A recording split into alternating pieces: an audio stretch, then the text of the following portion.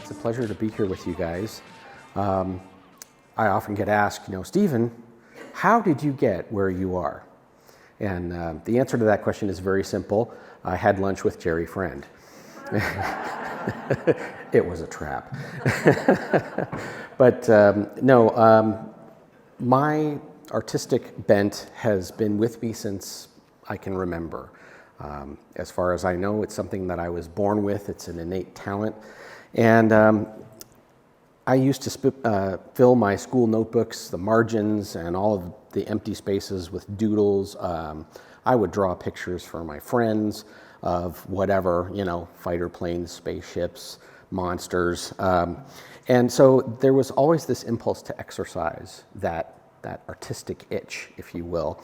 And during that time in my early school years, I actually got tested for, math, science aptitudes. They were doing this. This was a new thing in my school district in 1977, I guess it was. And they determined that I actually was going to be good at math. And so that one pronouncement started to exert a little bit of an influence on my future schooling, because my family saw that as a gateway to a good education and a lucrative job as an engineer or a computer programmer or some such thing. But the whole time I was going through school, I was also doing my own artwork and earning some money at it. So my father was a philatelist. I don't know if you all are familiar with what that is, but he was an expert in stamps, a stamp collector, a stamp appraiser. And one of the things in the philatelic world that has some value is something called a hand-painted first day cover cachet, which is what you see on the top of this illustration. What this means is basically on the first day that a stamp becomes available, the post office where the stamp is first issued will take nice acid-free archival envelopes and cancel them with the date and city. And then an artist will illustrate in some way, shape, or form the subject of the stamp. And these things were very popular. I would go to my dad's stamp shows and work his booth with him and sell these things to collectors. This was anywhere between the ages of about 13 and 17 that I was doing this. That kind of led to working on some drawings and concepts for duck stamp entries, because the duck stamp in Colorado, and I think federally, is an open competition. Anybody can enter it. So the bottom illustration here is one of those early duck stamp drawings, which I never did develop in color because I had homework. So as I got through school, the pressure and encouragement to continue onwards in that scientific or mathematical way, it just increased. And again, this was at a time when schools were starting to introduce advanced placement classes, and if your test scores were high enough and your grades were good enough, you could get into the AP classes instead of the regular classes. Well, that's where I ended up. And so I graduated from high school thinking that I was going to be headed off for some kind of technical or engineering degree, largely because that's what my family expected me to do.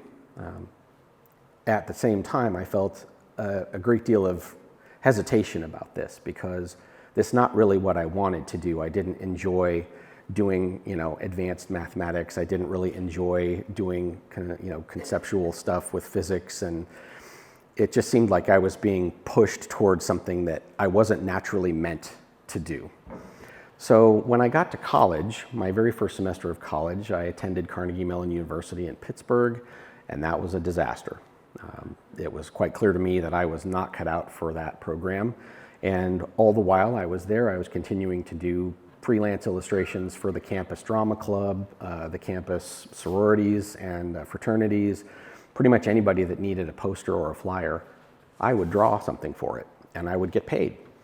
And so my first moment of revelation, I guess, came at about 2:30 a.m. on an October night in Pittsburgh, when I was looking at a stack of homework and a disastrous midterm grade report, and also looking at a series of sketches that I was doing for a commission that I had to start the next week. And at that moment, I sort of thought, you know, I need to get out of here. I need to go back to Colorado, which is where I'm from. And so I went back to Colorado. Colorado State University was glad to have me. I lived very close by the university growing up, so it was a natural for them to want to have me back. And when I was there, I met a young woman that ended up becoming my wife, and we've now just are coming up on 31 years of marriage. And she introduced me to backpacking, specifically in the desert, the canyon country of southern Utah. So we also went up into the mountains, as you can see in this slide. But the slide on the right-hand side is one of our earliest backpacking trips in the Escalante area. And that was my next moment of revelation. Waking up, and having never spent a night out under the stars in my life. My poor mom was worried sick that I was just going to disappear into the wilderness. It changed something, and seeing the sun come up on the red rock of the Escalante Canyon country was an experience I'll never forget, and it shaped everything that came afterwards. So this little slide is one of my favorite quotes. I'm kind of a quote collector. I keep these things on my wall in my studio to remind me when I'm having a dark day that others have come before me and faced similar challenges. And this was something I had to face once I decided to embrace the art fully and pursue an art degree. The little cartoon is something also that I've had to deal with.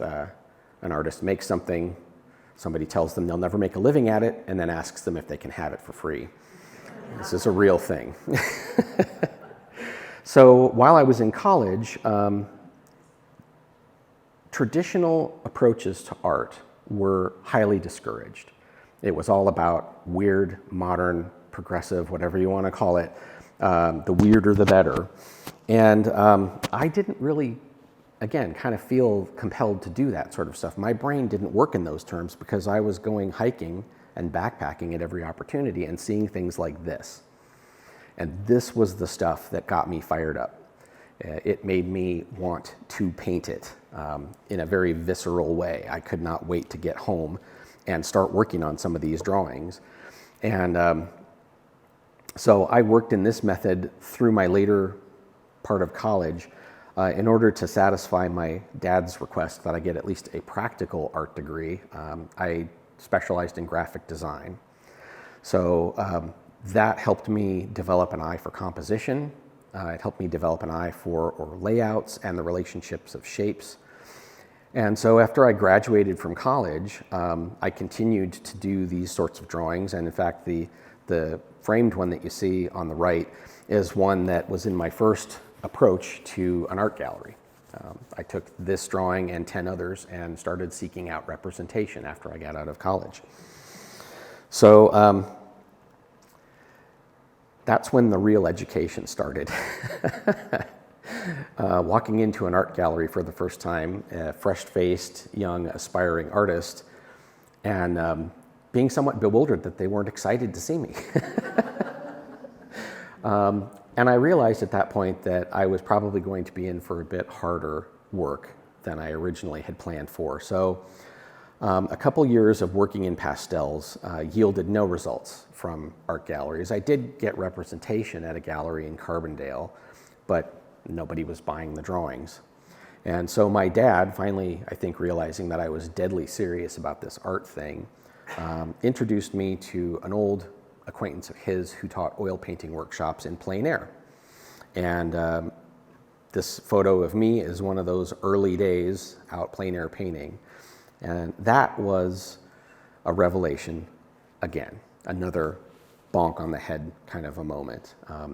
Because I, to that point, had been relying mostly on photographs and drawings to do my larger pastels. And I just didn't realize that with the right equipment, you can walk out into the sunshine and the fresh air and do little sketches. And these can be paintings, finished products in themselves, or you can use them for reference for larger studio works. So this quote is from a friend of mine that I did not get to know as well as I would have liked. He passed away in 2012. but I went painting with him a number of times, and this was his mantra. Every day you spend behind a brush is a school day. So as part of the product of that plein air class, this is my second ever field sketch. This is Rocky Mountain National Park in Estes Park, Colorado, Moraine Park specifically. And this was the second time I had ever put brush to canvas outside.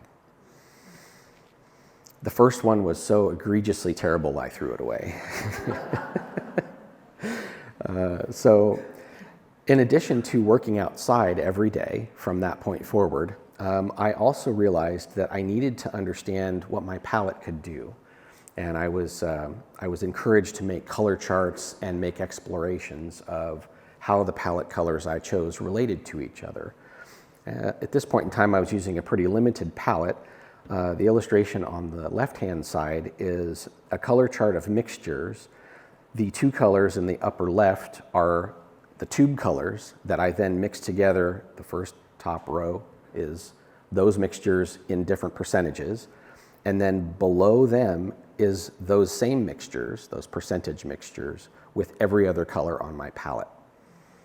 And I did this because in order to paint effectively outside, I realized I have to be able to paint fast. And in order to paint fast, I have to be able to just instinctively and intuitively mix colors. So these were tools that helped me do that. The chart on the right is a typical color chart that I would make if I was thinking about adding a color to my palette, if I felt like the palette I was using just wasn't up to the task. And it's just, the top left is the color I'm considering adding, and then same thing. It's mixtures with all the other palette colors in varying percentages, and then those mixtures with half white to see how the higher tones look. Understanding color theory is probably the foundation of my work. That and composition are the two main things that I think about when I'm working, and the things that I really try to be a craftsman about. During these times out painting, I was also sketching regularly. This happened to be just a bunch of chamisa by a roadside I stopped and made a drawing of. And those sketches also help to serve in the field study process. They help you decide how to hone in on the subject that you're interested in. So at this point in time, I was painting every day, without fail, rain or shine. My first year of painting out of doors, I think I cranked out something like 450 field studies. A lot of them weren't very good, but this is another example of a piece of advice I got from a teacher to ignore color for a little while and try just seeing values in the landscape, lights and darks. So I spent about a week doing sketches like this that were basically just monochromatic to see if I could really see how the light in the landscape worked from a light and dark perspective. And then I got down to the business of trying to make some paintings. So this little piece is on a ranch that my wife's parents used to own. This is probably, 8 months after I started painting outside. And I was pretty happy with this piece. This was one of the good ones out of a pretty large volume of work. This is another early field study, again, no more than a year out from my initial foray into plein air painting. And I really took the approach of try to paint anything. Don't limit yourself. Don't be thinking in terms of postcard scenes or pretty pictures. If you see something that's interesting, try and see if you can paint it. So the first person I took a workshop from who introduced me to plein air painting was an artist by the name of Skip Whitcomb. And Skip, this is one of his pastels. He worked in pastels and oils, but I was fascinated by his pastels because of the way he was able to sort of be impressionistic with the application of colors. His pastels are single color sticks, basically. So in order to get blends and different optical colors, you really have to sort of know how to put down different things next to each other. And this is an approach that really informed my work going forward in terms of thinking about how I put color down and how I get variety and interest within the masses in my landscape. This piece is a really successful example of that. If you look at it closely, there's areas where there's multiple variations of a single color, and it really gives a richness and depth to the painting. And I also started collecting art books around about this time. And so my very first influences of deceased artists, on the left-hand side is Edgar Payne, who was a California Impressionist. And on the right-hand side is William Wendt, who was also a California Impressionist and a contemporary of Edgar Payne. Edgar, again, the thing that interested me about his work was his ability to get so much interesting variety in large shapes and masses. If you look at this mountain, at the sort of central part of the picture right in the middle, he's got blues and purples and things that are almost a little bit green, all right next to each other in there. And the overall impression is of this mountain that has substance and structure and mass and real shape. And he did it all just with little hints of color, one way or the other: warm, cool, slightly darker, slightly lighter. William Wendt fascinated me because I really kind of fell in love with that blocky approach. You know, he was using a flat brush that was making, very square marks, and it just fascinated me. I couldn't get enough of his work. So if you see some of him in my style, that's why. From a very early point in my career, I studied his work whenever I had a chance. The next two slides here, there's a New Mexico painter by the name of Robert Daughters. His slide is on the left, and I just loved how individualistic his work was. Nothing else looked like Robert Daughters, and he had a flair for that same kind of jazzy color in his shapes and in his masses, and just the impression of light and sort of vibrancy in his work was something that I really aspired to capture in my own as I move forward. On the right-hand side is a piece by Winslow Homer, and as a plein air painter, you are exposed to the elements in all of their fury at times, especially in the winter. And that painting just really, for me, captured something about the experience that this person in the lower left-hand side is having. And I thought, I want to get people into my paintings. I can feel the cold wind and I can feel the sea spray from that painting. And I want people to be able to get some sense of that experience from my work, because as a plein air painter, I'm having the experience. And lastly, among my primary influences, of course, is Maynard Dixon, who I think for this crowd at least needs no introduction. Maynard Dixon, his individualism, his skill for composition and design, his willingness to take some liberties with color and with shape, and to just, I think, infuse a lot of imagination into his work, and yet still have this sense of authenticity about it. Even the paintings where he was making it up whole cloth, they feel like the Southwest. They feel like the canyons. They feel like the buttes and the mesas.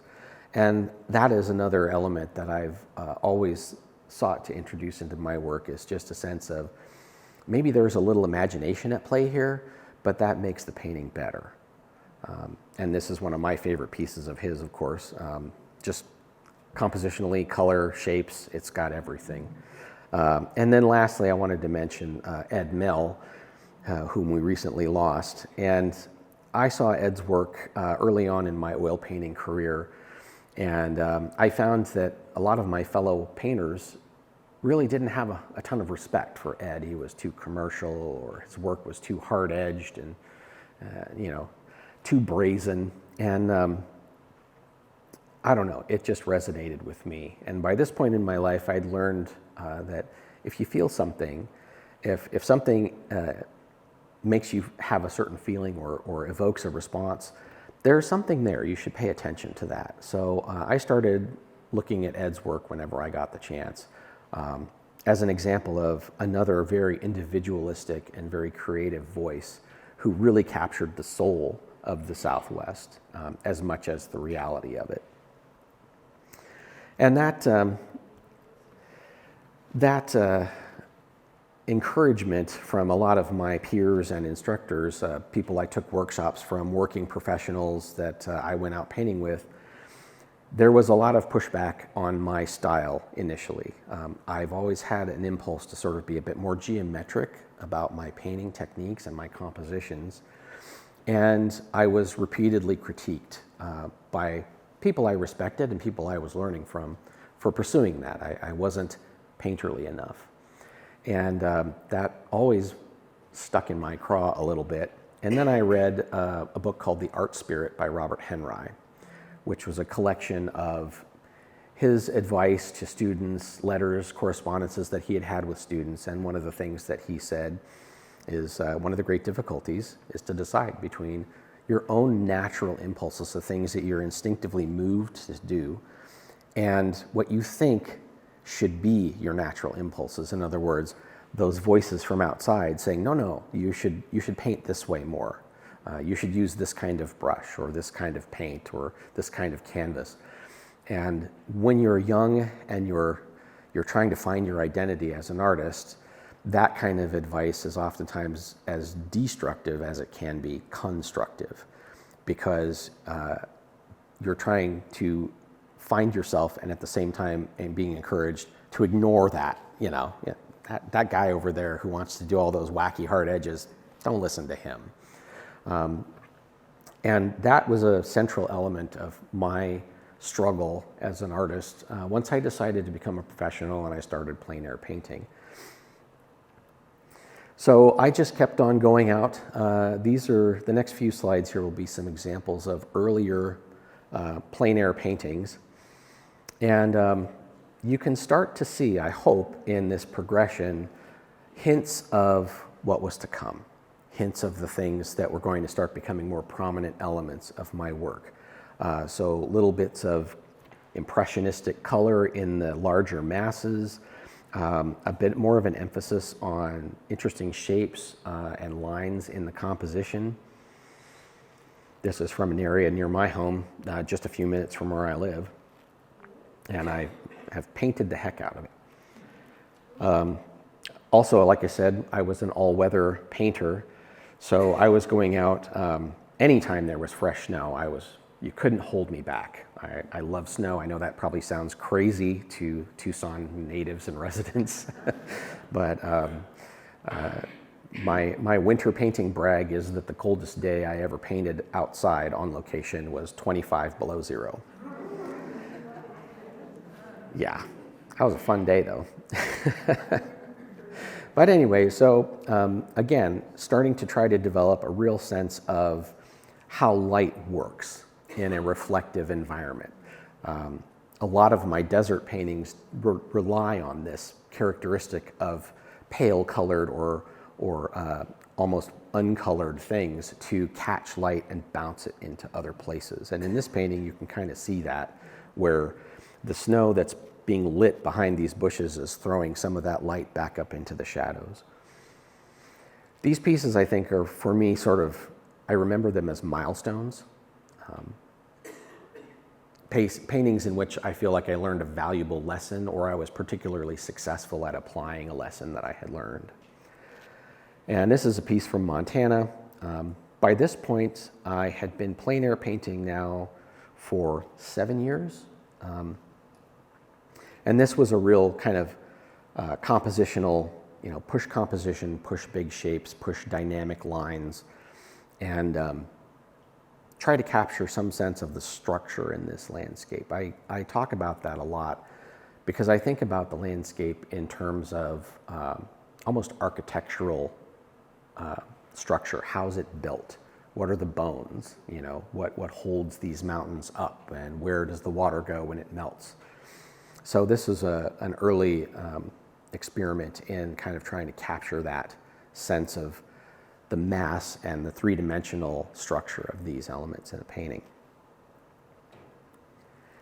So this piece would be circa, I want to say 2005 or 2006. And I think you're starting to be able to see the first real clues that I'm breaking away from the you need to be more painterly and just soften all your edges approach to painting. This piece is one of my favorites. I often regret selling it. But when you're a young artist, you kind of need bills to, got to pay your bills. So. And then this next one is another one where you can really start to see the emphasis on geometric composition, painting in terms of large blocky shapes, square brush strokes. This is another one I regret selling, and this would be probably somewhere close to, I think, 2007, if I'm not mistaken. At this point, I now had several galleries that had agreed to take on my work, so I was actually earning a living as an artist at this point, and I'd had a couple of shows. This was from a show in my local area at the Art Center in Grand Junction, where I live. And then we come to a kind of pivotal piece, which I'm sure some members of the audience will recognize, Mr. Sublette. I had a friend whose daughter went to school with Mark and Kathleen Sublette's daughter, and she and I kind of felt like we had known each other in a past life. We were instantly drawn to each other. There was a recognition as though we'd known each other for a while, and she sat me down one day and said, "Listen, you need to go talk to Mark. I think you'd be a good fit in his gallery." And I had only been coming to Tucson for a couple years and painting at that point. And this painting was one that was a larger piece. I think this was a 20 by 24 that I had done from a study out on location. And so my friend made me an appointment. In fact, some of you may know her. She is Stephanie Birdsall. She made the appointment and said, "You're going to go talk to Mark and Kathleen at like 10 o'clock on Tuesday. Don't be late." And so Mark and I sat down, and Mark, we went through my website, which had a couple hundred images on it. I had an archive on there from all of the things that I felt were very successful paintings. And he kind of stopped on this one, and he was remarking about, again, sort of that blocky, kind of square, sharp-edged shapes and the brushstrokes that I was making. And he kind of said, "You need to push that. You need to do more of that. That's the way to go, because it's already there." And I've already, I had already admitted to him that I kept feeling this urge to sort of go in that direction, to see what I could do with this more geometric approach to composition and landscape painting. And he said, "Go for it. And then when can you bring me some paintings?" So that's how my association with Mark and Kathleen started. So this is kind of the point. This is about 2010 when this particular thought, which is another one that I look back at often, really became a primary mantra in my mind. The great art that we look at, the great art that moves us, the things that we see in museums or we see in galleries, or that we might see running into an artist in the field. The greatest of that art is, I think, created by people who are trying to say something of their own. They're trying to express something in their own unique voice. And so after my conversation with Mark and after I started in at the gallery, I really started to lean hard into the more geometric approach to painting. And it felt fantastic. I was very fulfilled in my work for the first time in several years. I felt like I was really being honest and being true to myself. And this little painting here is one of the very first ones that I completed after I committed to taking that plunge and just seeing where this stylistic approach could take me. So now we're into some early Tucson field studies. After I jumped in the deep end and threw away all my rounded brushes, I was using very stiff, very square brushes. That's the way I work. But these two paintings, I think, represent that that very first real enthusiastic plunge into this style of painting. And I think they're particularly successful paintings. I always get a little bit nostalgic looking at these because, again, I think, well, shoot, I wish I still had that on my wall. That's kind of the curse of being a professional artist, is that, you've got bills to pay. So some of your best work, some of the things that you would like to keep as a reminder of what you can do when you're really working, you put them in a frame and you sell them. And I take comfort in the fact that somebody out there who buys that painting is enjoying it to this day. So this painting is a 48 by 60, and it is one of the big feature paintings from the very first show that I had at Mark and Kathleen's gallery in 2016. This is called Here Shall the Sun Hold Dominion. And this was an evening, I had done a small study of this view, and I just really felt like, okay, you've been doing field studies with this geometric approach to painting. It's time to see what you can do on a big canvas. And so this was one of the very first big canvases.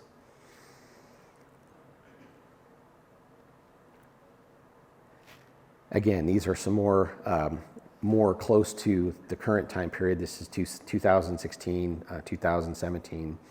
The left-hand side piece is a favorite spot of mine up in Dinosaur National Monument, believe it or not. And the right-hand side, of course, is Zion National Park. But again, these paintings, I think, really show not only the evolution of my sort of geometric way of painting and my geometric way of thinking about painting, but especially in the Zion piece, you're starting to see that sort of impressionistic color again, that broken color in that large shape in the center of the canvas. Going back to thinking about the Edgar Payne and the William Wendt and the way that they approached color and the way that Skip approached color, that I just had so much fun with that. It's a tremendous good time to get in there and mess around and see what you can accomplish by juxtaposing slightly different temperatures or slightly different color tones. And then these are, again, more paintings from the contemporary era. The top painting is Dead Horse Point State Park in Utah at sunrise. And this was the centerpiece of my first show at Medicine Man Gallery. It's a 36 by 96 inch painting. And at that point was the largest painting I'd ever completed. It took quite a long time. I have a very meticulous approach to applying color. I spend a lot more time, I think, than most artists mixing color before I put it on the canvas. And so the nuances in this big painting took me a long time to get just right. And the bottom piece is out near where I live, again in Grand Junction, Book Cliff Blues. We do get snow in our particular neck of the desert. And as I said previously, when I get snow on the ground, I enjoy going out the door and trying to get some of it before it melts, which it does usually pretty quickly in Grand Junction. And that piece, I think, really is an excellent example of taking a very limited color palette and taking a very limited sort of composition and turning it into something dramatic, which is always something that I go for. I like drama, even in the quieter paintings, even in the paintings that might at first seem to be a bit more subtle and subdued. I like to try to get some sense of the energy of the shapes that I'm painting and the energy of the landscape that I'm in. And this formation, the Book Cliffs, it's very angular, no matter how you look at it. So this painting for me was really kind of a great time getting into those angles and getting into that snow and all the blues and the variations therein. So this development in terms of my color, I've listened a lot to Bruce Hornsby's music. I don't know if any of you are familiar with him. This was a liner note from his first solo record, in which he was experimenting a lot more with jazz influences. He had up to that point largely been a pop musician, and when I saw that, I thought, this is me. Like, why use just one color when 5 will do? And this little piece, this is an 8x10 sketch, outdoor sketch. This exemplifies that to a T, better than almost anything else, except for perhaps the paintings that you see here in the auditorium. I find that in my own art collecting, I look for things that will stay fresh, that I can look at anew and still find new things in each time that I see them, things that I never get tired of looking at. And so kind of, I think with my approach to color, that's in the back of my mind, is if you're looking at one of these paintings, I want you to enjoy it every single time, and I want there to be enough in there that you might see something the 100th time or the 1000th time you look at it and have a moment of, wait a minute, I didn't see that before. That's cool. I get a charge out of looking at my own collection and having those moments. So I'm hoping that I can bring some of that through in my own work. And this last slide is, at this point now in my life, 30 years into my career, really my guiding light. This is the principle that I hold to if I'm speaking with a young artist or an aspiring artist. This is the first thing I tell them. Be yourself above all things. Don't be afraid to be yourself and to express your own ideas and your own opinions in your own way, because that's going to add to the great body of amazing art that we already have behind us, from all of those amazing individuals behind us that had the courage to do that. So this is a canvas I completed for show 2 years ago, I believe, called Spirit Level, Spider Woman Rock in Canyon de Chelly. And yeah, this is now at a point where I'm just doing it my way, as Frank Sinatra said, and I'm having a blast doing it. That's something that sometimes a lot of artists don't talk about is, you might hear about how much work a process is, how much, how hard it is to make a painting, and, you probably think, oh, poor you, you're an artist. But there's also a lot of joy in the process. And I think that if you don't have some joy, if you're not feeling that sense of happiness and joy and animation when you're creating work, it's very difficult to create work that will inspire that feeling in other people. So that really kind of concludes my slide presentation at this point. If you have any questions, I will mention these paintings here in the auditorium are from my current show at Medicine Man Gallery. And these, as far as I know, are still all for sale also. But I encourage you to take a look at them. And I hope that I've done a good enough job in my presentation here to help you really look at these with an eye towards some of those things I talked about, that little bit of jazzy, broken color, a little bit of bravado in the compositions, and certainly, of course, that distinctive sort of geometric brushstroke. So, thank you all.